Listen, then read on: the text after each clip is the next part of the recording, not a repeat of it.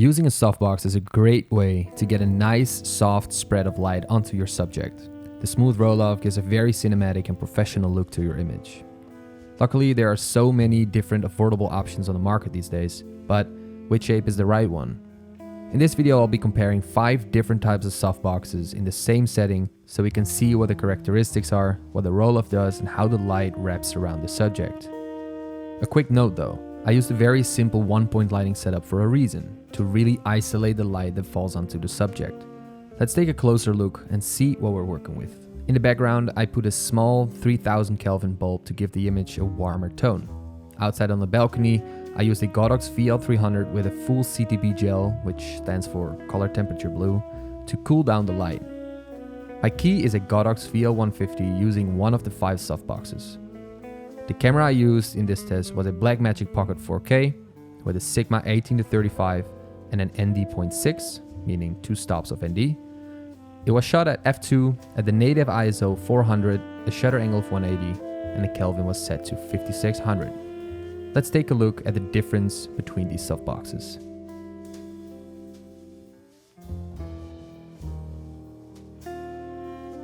The first softbox we're checking out is a 90cm parabolic softbox. It's double diffused, meaning it has a sheet of diffusion in the middle and at the end. As you can see, we get a very smooth roll-off as the light wraps around my face nicely. Let's take a look at the second example.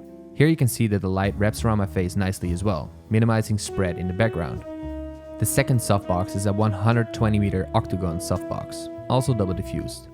Because it has such a big surface, the light spread is a lot bigger, even with a grid attached. This softbox is more useful to use when lighting 2 actors with one light, though in this scenario I'd probably go for a book light anyway.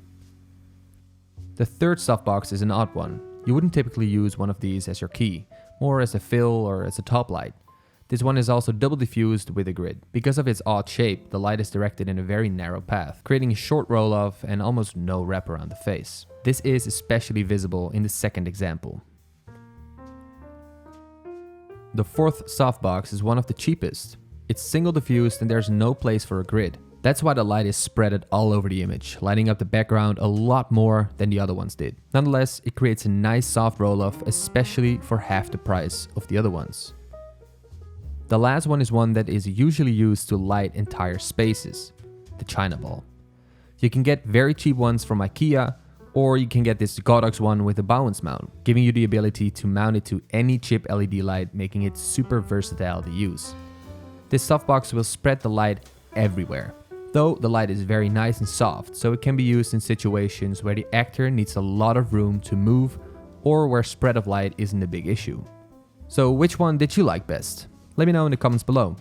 Personally, I'd go for a Parabolic. I love the way it diffuses the light, giving you a nice rounded eye light and is very easy in controlling the spread. Though in some situations it can be difficult to use a Parabolic. It's a very big and clumsy dome, making it nearly impossible to use in tight spaces. So in that case, you can better go for something smaller. Hopefully this video was helpful. I'm planning to make a lot more of these breakdown videos in the future, so if you're liking these so far, make sure to hit the subscribe button to don't miss out on them. Thanks for watching, and until the next one.